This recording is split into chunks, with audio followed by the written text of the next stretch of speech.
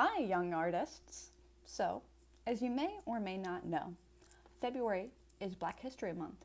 So, throughout the month of February, we're going to be looking at different Black artists who worked in the past and who work now. But the one that we're going to talk about today is a very important person. She was not only the first Black woman to earn a bachelor's in art in the United States, she was the first woman to earn a Bachelor of Art in the United States. That sounds pretty crazy to me. So, Alma Thomas was born in 1891 in Georgia. And she grew up with a middle-class family. But racial segregation moved her family to a little bit further north in 1906, I think, when she was going to go into high school. They moved to Washington, D.C. And there, they had a couple more opportunities because it was further north. They could go to libraries, large collections of books, and live with a Black community that was also in Washington, D.C. So, Alma Thomas went to high school and did really well. She was very interested in science and architecture, but she went on to go get a teaching degree at Minor Normal School, a kindergarten teaching degree, and then she began teaching kindergarten art, which pretty cool. An art teacher. I like art teachers. But she taught kindergarten art for a long time, and then she went in and taught high school art. But while she was doing this, she also wanted to pursue her own art. And when she was 30 years old, she went to Howard University to get a BA in fine art. She started out as a home economics student, but once she went and got there, she realized that she wanted to do sculpture and painting a little bit more and really expand her knowledge of these subjects. She had a mentor. Mentor, if you don't know, is a person who, when you're learning things, this person helps you out, a person with more experience who can teach you things and can help you through and all sorts of stuff like that. And this person was James V. Herring. So, Alma Thomas was the first person at Howard University to graduate with an art degree.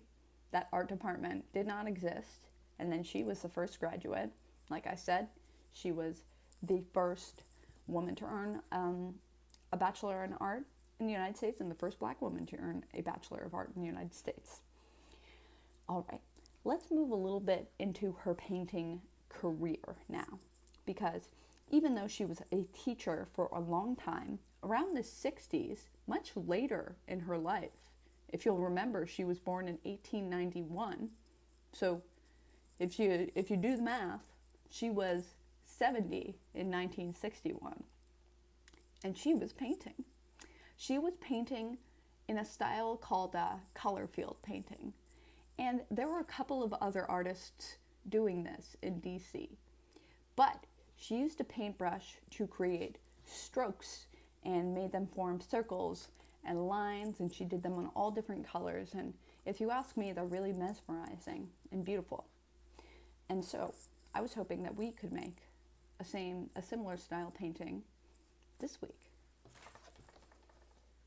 So, this painting is not as nice as Alma Thomas's paintings, but we can try, right? We can try to make work inspired by her great art. So, what I used here is a piece of paper, obviously.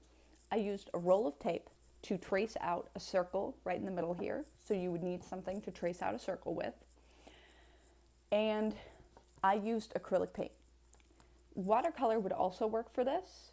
If you don't have watercolor or acrylic paint, which, liquid paint, you could use markers, you could use colored pencils, you could use crayons, really whatever you can do to create these little dash strokes in this circle.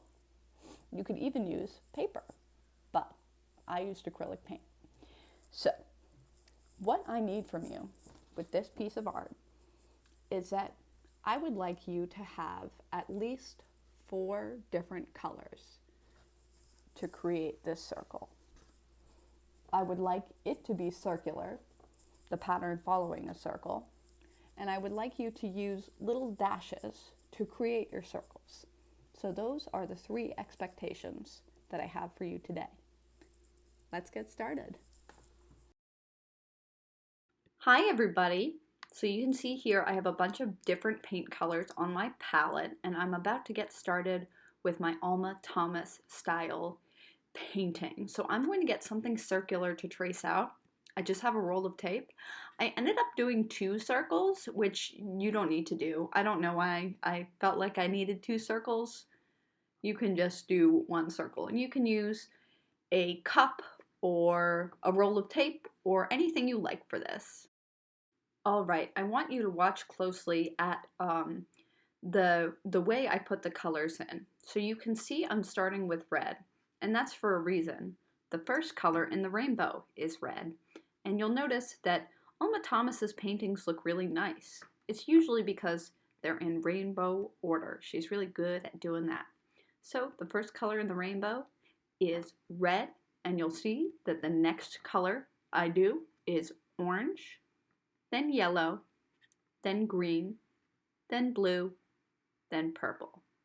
So I didn't make it one of my expectations to put these in the Roy G. Biv color order, so you don't have to, but I do think that it'll look better if you put them in that Roy G. Biv color scheme. You can see here that I don't really have, I'm not using a perfect yellow after my orange. I have an orangey yellow going on, and I'm doing 2 layers of dashes of that because I've got a good amount of space to cover up, so I can do 2 dash layers, I think, of that, and then I'm going to go on to yellow.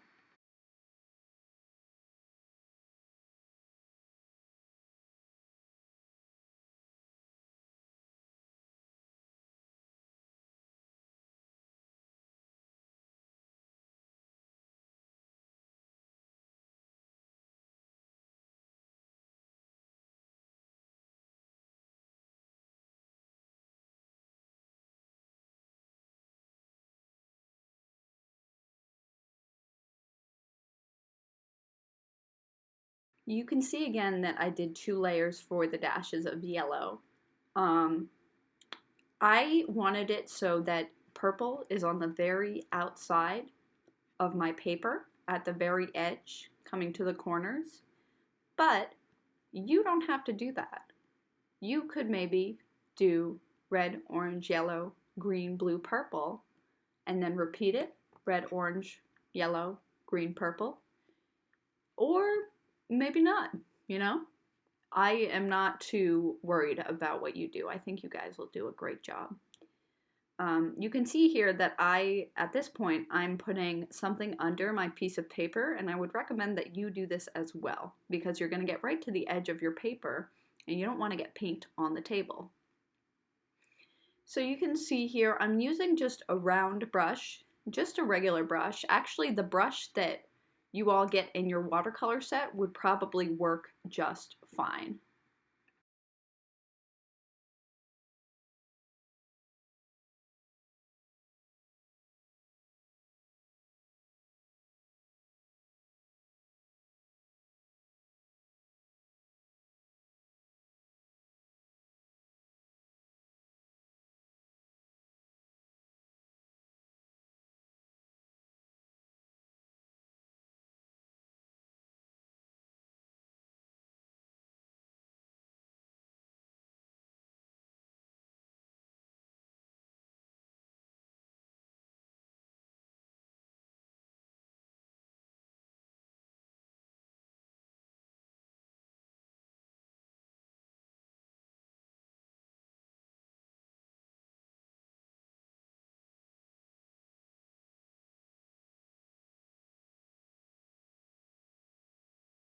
I guess I don't really have much to say in this video because it is pretty self-explanatory. But you can see here I'm doing the edges and just doing those in little corners, just trying to fill up my page with color. I would suggest you do the same. Even if you can't get a full circle layer of the dashes, you can just cover up the page with color. I think my painting came out pretty cute. I think I'm going to put a little bit of pink in the middle just for fun. But I look forward to seeing your paintings. Thanks for watching, guys. Bye-bye.